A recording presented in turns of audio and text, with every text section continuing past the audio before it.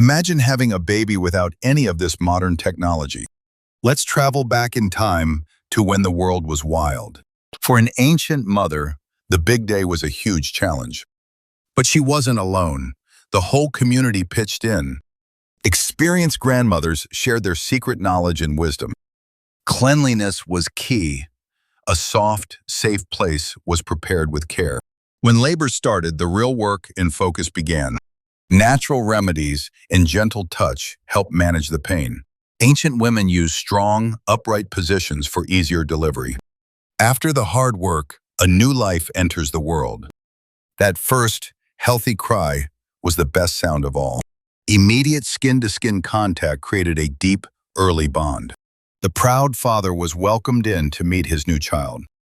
Breastfeeding provided essential nourishment right from the start. The new mother was well fed and allowed time to heal.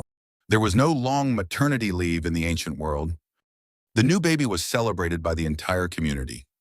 This deep, constant connection ensured survival and love. Modern technology is great, but the human spirit is incredible.